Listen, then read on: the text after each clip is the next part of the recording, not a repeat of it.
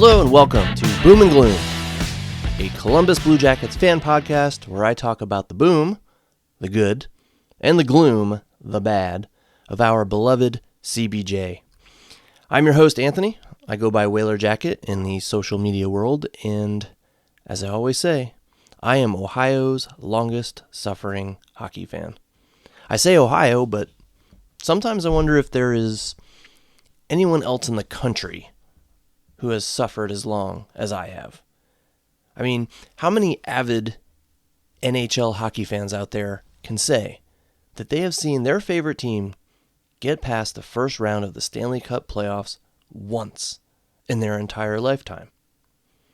In addition to having their favorite team ripped away from them and moved to another state.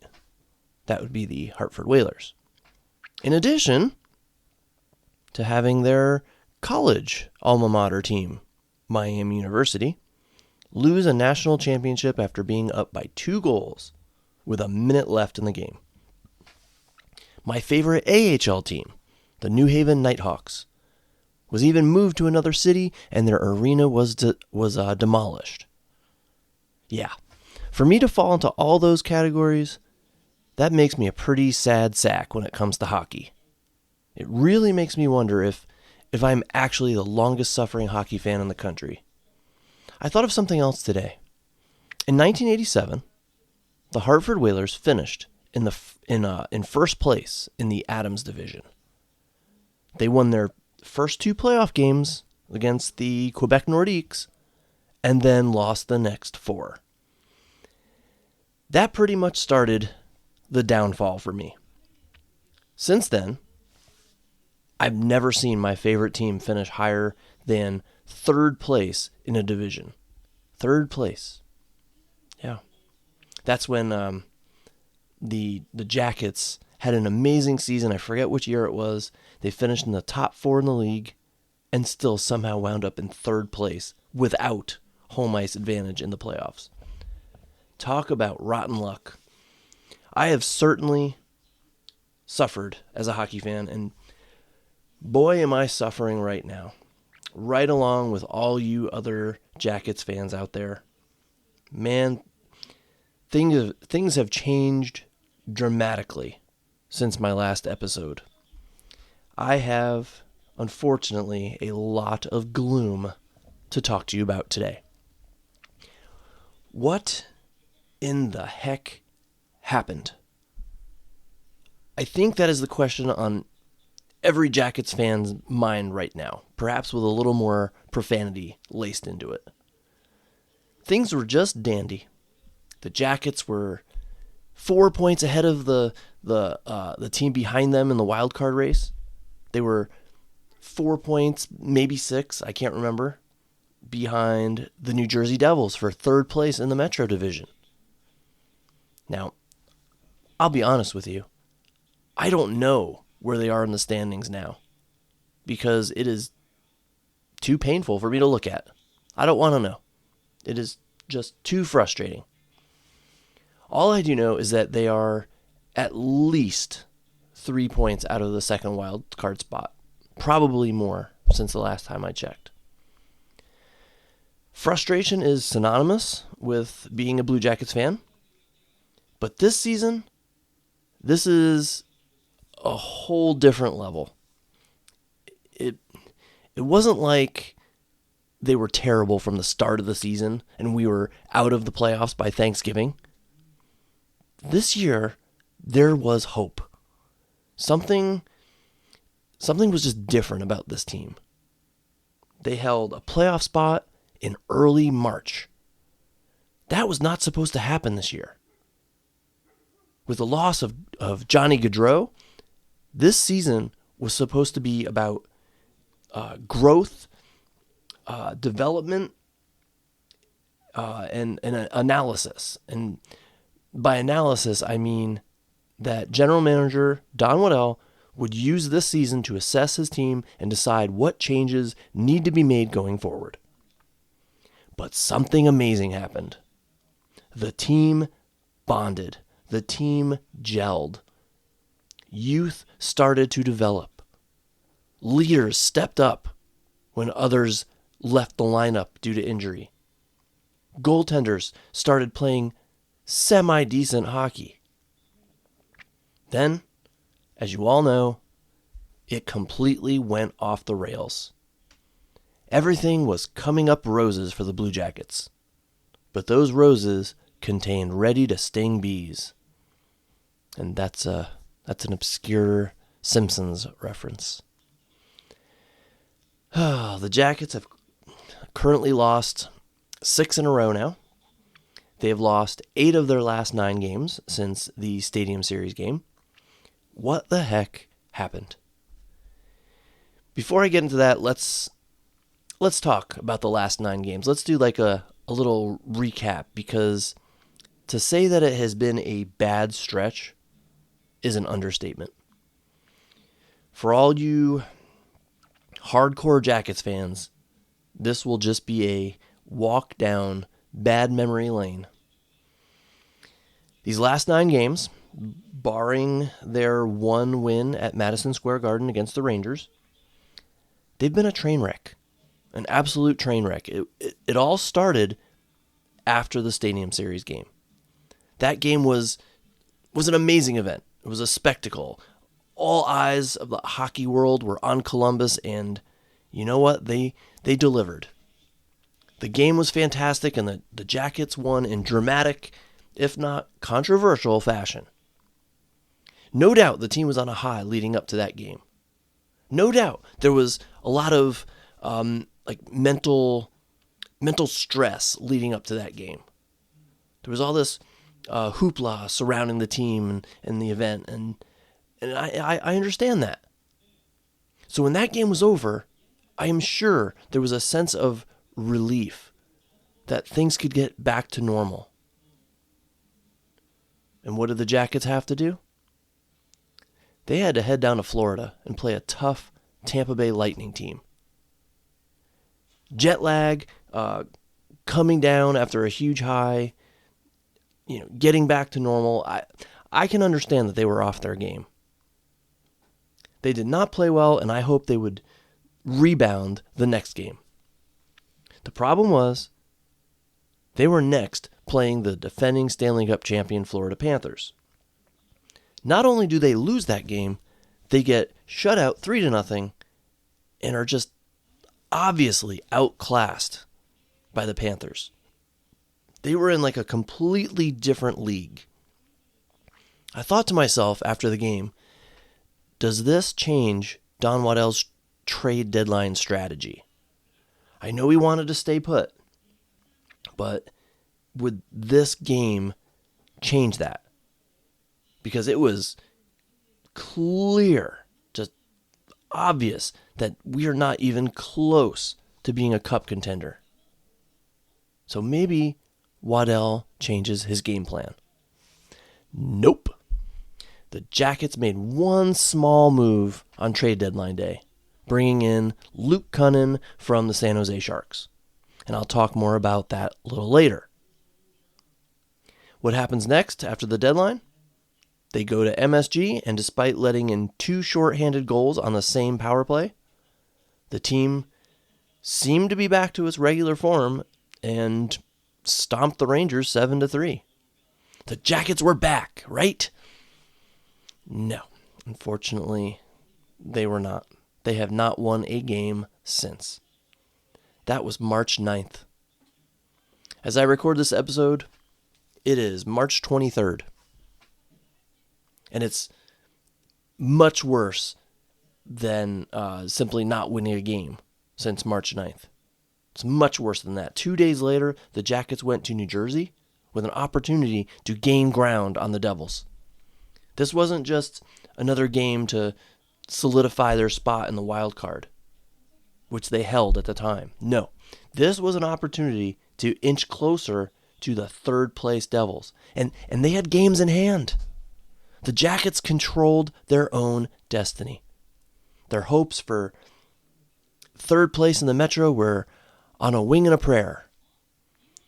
But the wings were on fire, and the prayers were answered by Satan. That's another obscure Simpsons reference from the Behind the Laughter episode.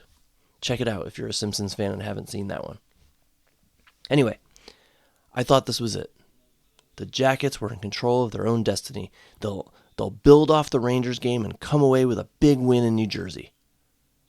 Sadly, that did not happen.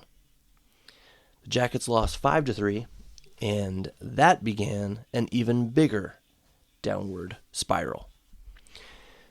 At the time, we didn't know that.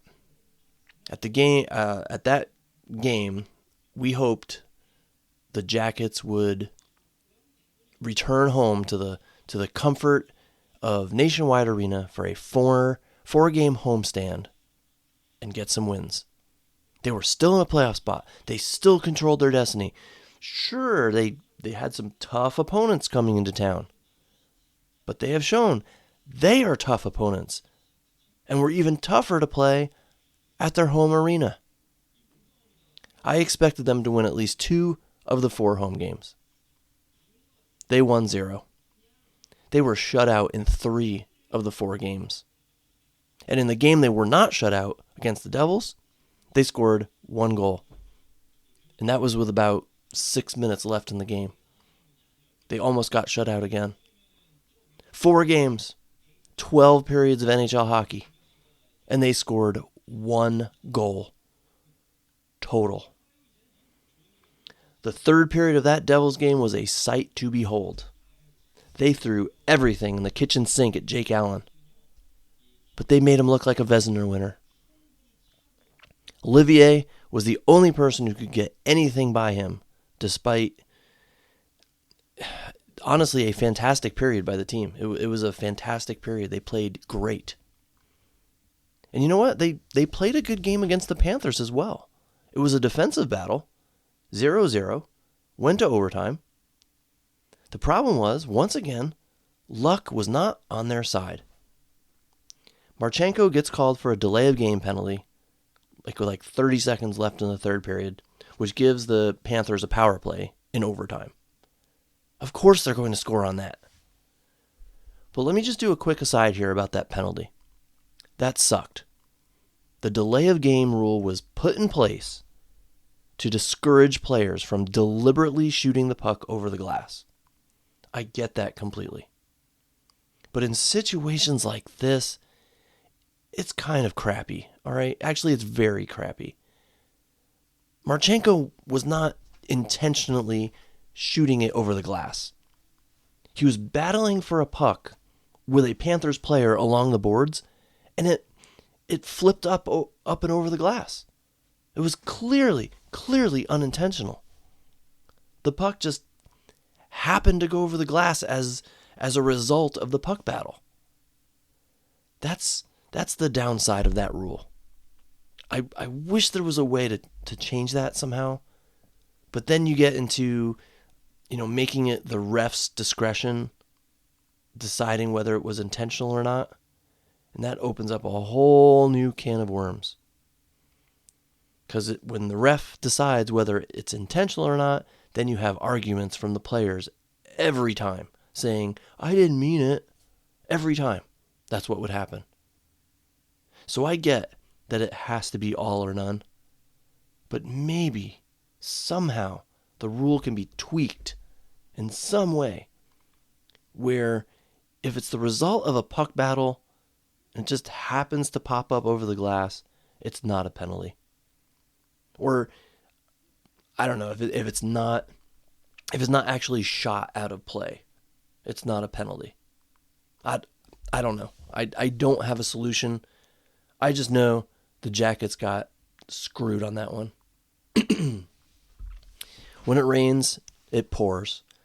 And it has been pouring buckets of poop on the Jackets lately. One more note about the Panthers game that I have here. Boone Jenner had a goal taken away because of a distinct kicking motion. I agreed with that call, by the way. I'm not complaining about it. But it just reinforced the fact that the Jackets just can't seem to buy a goal lately. And did you hear the crowd react to that goal? They were just itching to cheer for a goal. They just erupted, only to have the goal called back, and then the Jackets not score again. Just very frustrating. So the Jackets lose all 4 home games, scoring a total of 1 single goal. And then they had to play the very next night in Pittsburgh. I'm thinking this is a winnable game. Sure, it's the second half of a back-to-back, but you know what? They're due. I don't know if they've won the second game of a back-to-back all year. They maybe have, but it's rare. All the teams that they had been playing were playoff caliber teams. The Penguins are not. This is a winnable game. This is the game the Jackets finally turned things around. Nope. A small consolation surprise, I guess, is they scored 3 goals. But unfortunately, they allowed 5. I've been a huge supporter of Dean Evason all season. But I have to say I disagreed with him starting Elvis Merzlikins in goal 2 days in a row. Jet Greaves was brought up for the game, but they didn't start him. I say play him. I say play Greaves. Elvis did not have a good game, and I was surprised when he was not pulled after letting in the first 3 goals. It was obvious to everyone that he was not having the best night. So I don't agree with Dean often, but this was definitely a case where I did. Give Elvis the night off after a tough 1-0 overtime game the night before. Give Greaves a chance to redeem himself. Because if you recall, he pretty much single-handedly he was pretty much single-handedly responsible for the Devils' second goal a few nights prior, which was ultimately the game-winning goal. If Greaves doesn't give that puck right to the Devils, it's a 1-1 game. Maybe a totally different outcome. So give Greaves the game against the Penguins. See if he gives the team a much-needed spark. Evidently, though, Dean Evason disagreed with this. Elvis goes in, he plays below average, and the Jackets lose yet again. This time 6-3. I've said it before. The Jackets just find new ways to break hearts. They have been a frustrating team almost every season since their existence. This season has quickly solidified itself as one of the most frustrating ever. Why? Because for so long this season, they showed that they were different. They have a great coach and a great system. The team was playing better than expected. They had national attention. It was a storybook season in the making. But what seemed to be a fairy tale has quickly turned into a tragedy. And that's what makes it so hard to swallow. This wasn't just a crappy team from the get-go. No, this was a good hockey team until March 2nd. They got our hopes up. It wasn't like we expected them to suck all year and then they did suck. No, this has become a letdown of epic proportions. I have tried to remain positive, okay? I've tried to say, even if they don't make the playoffs, they are further along than anyone expected. That's a positive. This season should be seen as a success no matter how it ends.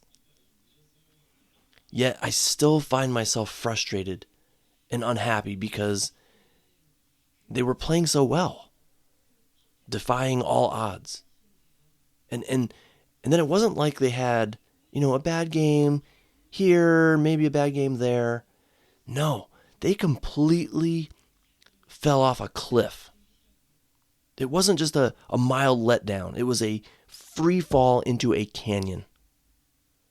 1 goal in 4 games at home in a playoff race? That just doesn't happen to any team except the Blue Jackets. I mean, look at the Capitals. They have one of the two best records, maybe the best record. I don't know. I haven't checked the standings. Nobody expected them to be that good this year. They didn't fall off a cliff. They kept going all season. The only team that could have possibly had this happen was the Blue Jackets. They had almost 50 shots on goal against the Penguins, 80-something shot attempts, and still managed to only score 3 goals. A team that has been one of the highest scoring teams in the league this season. A team that has set the franchise record for most games scoring 6 goals or more. Suddenly can't score. And watching those games, sometimes it's shocking how many bounces don't go their way. How many pucks that normally have gone in the net have somehow stayed out. Point blank chances, scrums in front of the net, they turn into miraculous saves by the goaltender. Or posts hit by JVR. He's hit 2 that I remember recently. And Voronkov, wide open in front, and he hits a post. It has been quite the sight. Mind-blowing and just baffling. It has just been a melting pot of bad luck and bad play. When they're bad, they're bad. But even when they're playing well, the puck is not going in the net. What has happened? There are plenty of theories out there.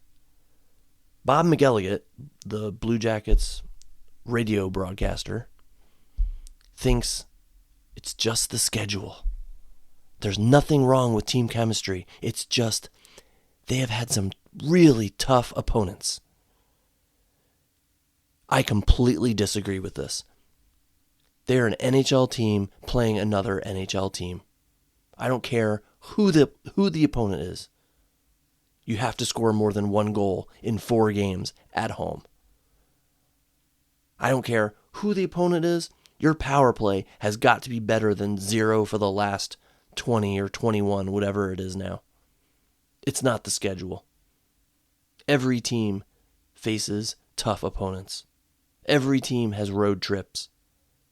The good teams, which I thought the Blue Jackets were, they find ways to win. They find ways to score, and they take advantage of power plays. And speaking of power plays, how can this team be so bad year after year after year? Different coaches, different systems, different players. The Jackets have not had a consistently good power play since when? The Sam Gagner days, maybe? Maybe ever. I can't remember the last time the Jackets had a completely, a consistently good power play. I mean, have they ever been in the top 10 in the league? I doubt it. I don't know, maybe, but I doubt it.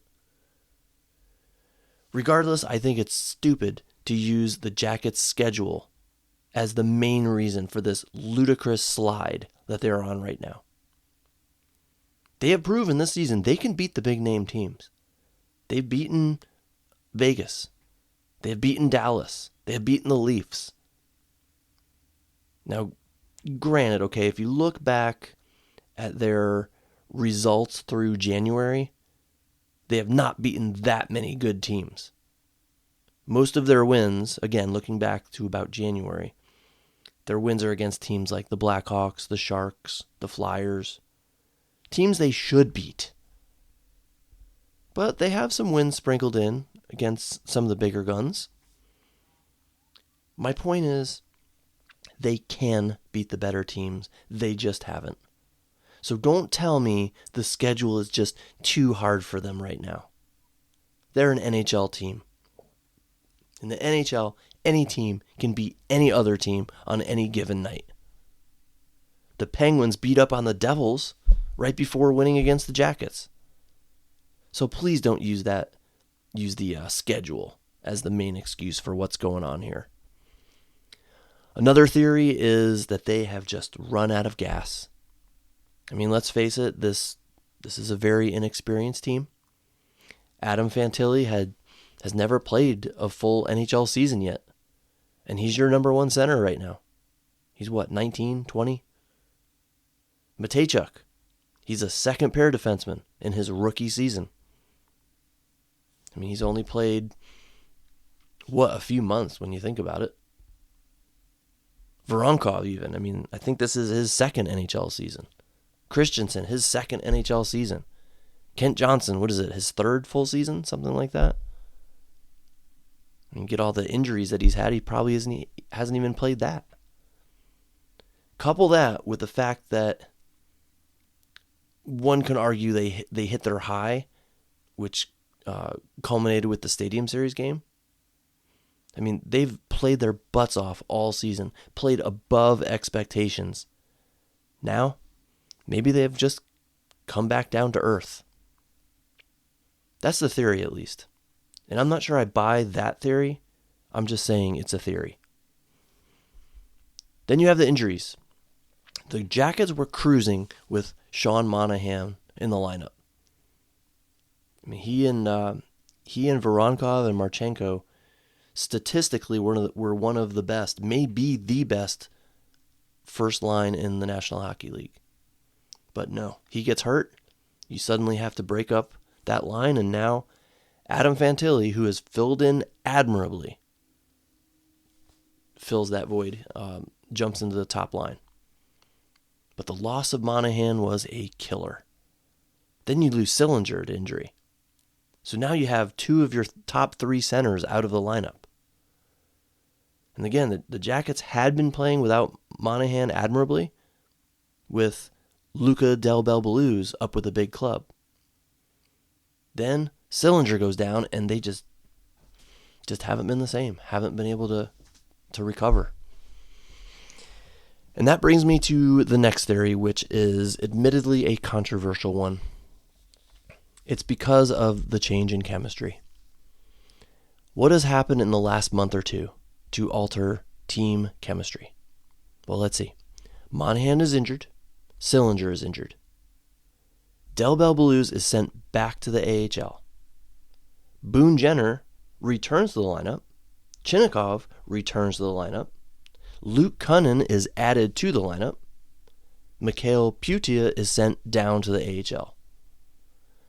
That's a pretty big turnover right there. That's a pretty big swing, like a big shift.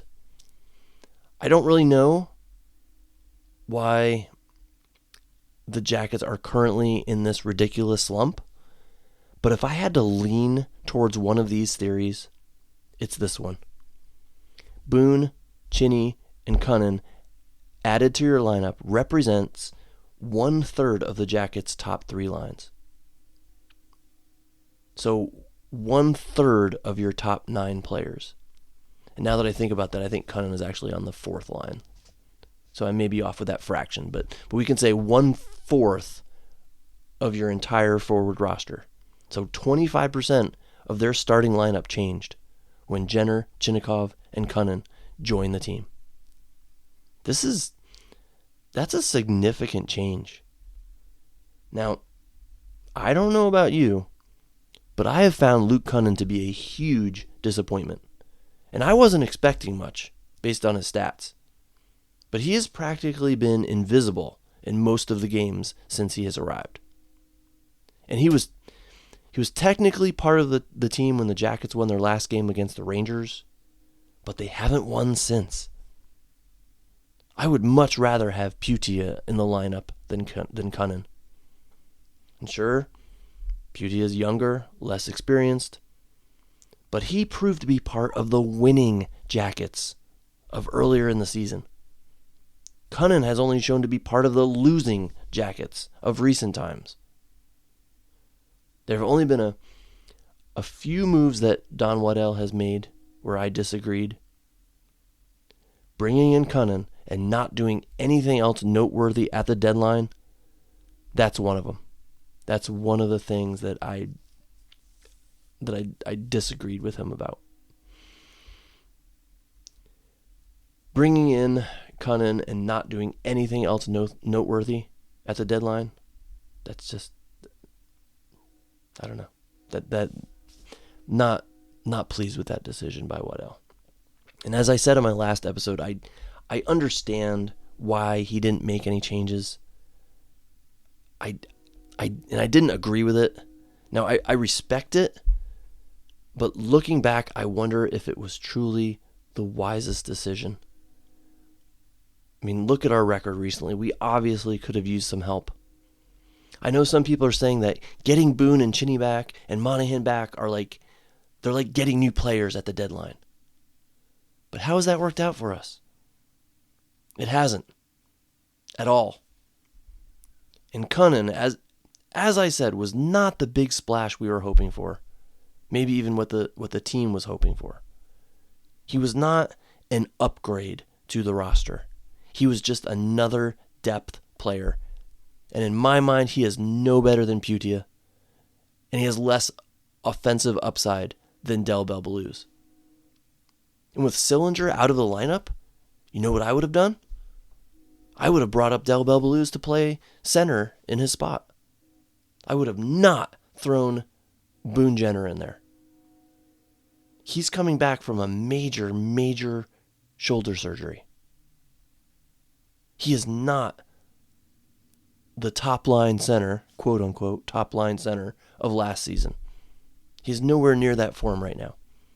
So why not bring up a guy who has proven he can hang in the NHL and put up points for a team desperate to score right now? It just doesn't make sense to me.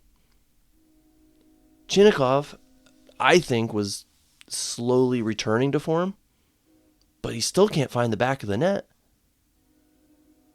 Yeah, if I had to pick something, this mess is because of chemistry. Unlike what Blue Jackets expert Bob McElligott says. And another thing about chemistry, I can't overlook the fact that this may be a locker room chemistry thing as well. While Boone was out, this was Zach Werenski's team. Zach was the leader in that room. Now, you suddenly have him step aside for Captain Boone. Maybe that's part of it as well. Maybe Zach needs to lead instead of Boone. So that's my take on the current Blue Jackets disaster. It's sad that we have had so many disasters in 25 years of existence and not enough things to celebrate. But I want to segue into something a little controversial here. Again, in previous episodes, I have discussed what the Jackets should do, like what they need to do this summer to improve. I talked about upgrading goaltending and defense, which I still believe they need to do. But after what I've seen recently, I've decided something that perhaps a lot of Jackets fans will disagree with me about. I think it's time to move on from Boone Jenner. I love the guy. I love how he's given his heart, his soul to this team and the city of Columbus. But is he truly part of the future of this team? Is he truly part of the core we want to keep together? Right now, I would say the core that we want to keep together is Fantilli, Marchenko, Voronkov, Monahan, Olivier, Johnson. Those are your untouchables right now. Sillinger, I would like to keep, but I wouldn't be opposed to him being moved for the right price. Same for Chinnikov. I mean, the dude cannot stay healthy. Hopefully he'll get his stride back from before his injury. But even if he does, maybe he'd make a good trade chip. But I think the Jackets need a change in leadership. Make Werenski the captain. They were better when it was his team. Trade Boone to upgrade your lineup. If you want a big, slower, physical veteran, re-sign JVR or find an upgraded replacement. But these last few weeks have shown me that this team would be fine moving on from Boone Jenner.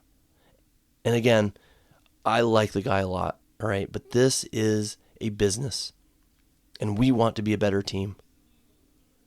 So I think Waddell has to ask himself, are we truly a better team with Boone in the lineup?